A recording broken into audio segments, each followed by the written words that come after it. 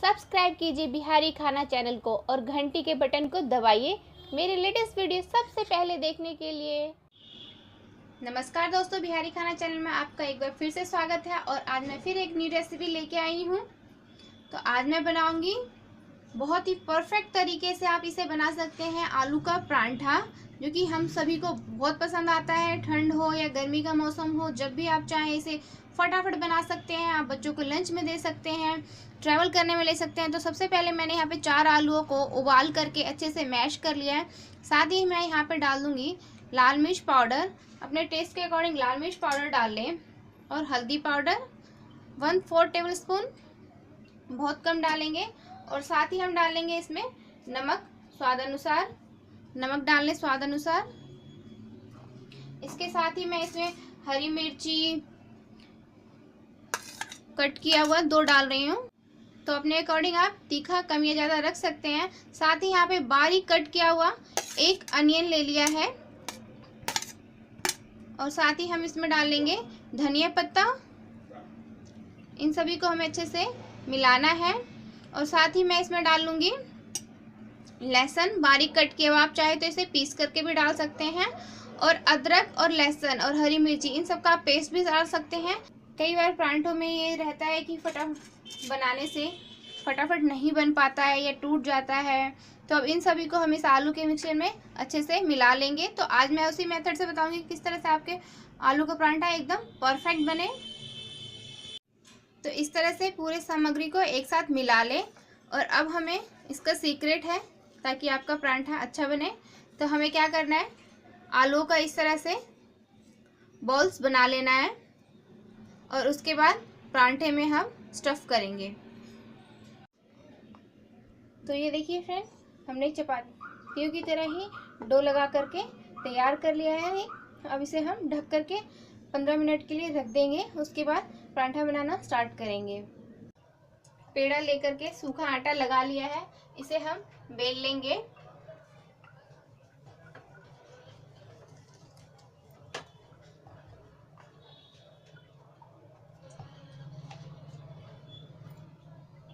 तो ये देखिए इस तरह से राउंड बेल लें और इसमें हम ये डाल लेंगे और इस तरह से इसे हम अच्छे से पैक कर लेंगे। इस तरह से एक पोटली सा बना लेंगे और जो ऊपर का एक्स्ट्रा है उसे हम इस तरह से निकाल करके साइड में रख देंगे और इस तरह से हल्के हाथों से प्रेस करके फिर से सूखा आटा लगाते हुए हम बेल लेंगे। परांठा थोड़ा मोटा ही टेस्टी लगता है, तो उसी हिसाब से हम बना लेंगे। दूसरे साइड से भी हल्के हाथों से ही बेलें।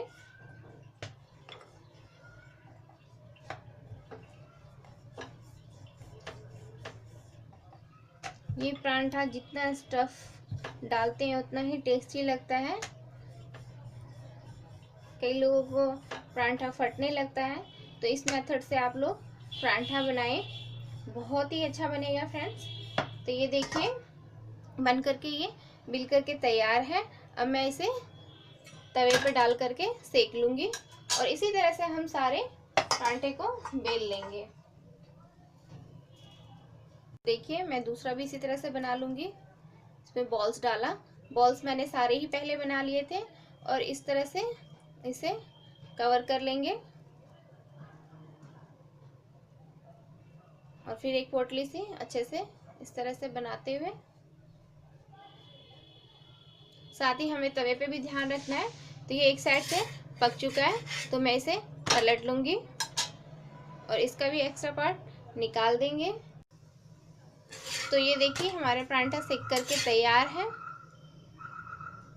इसी तरह से हम सारे परांठों को सेक लेंगे।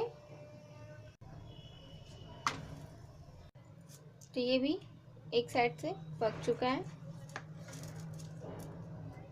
तो इस तरह से घी लगाते हुए पलट लेंगे दूसरी साइड और प्रेस करते हुए। अगर तवा ज़्यादा हीट हो चुका है तो गैस की फ्लेम को लो कर लें और एकदम सावधानी से पलटते हुए। तो फ्रेंड्स हम इसी तरह से सारे परांठे बना करके तैयार कर लेंगे।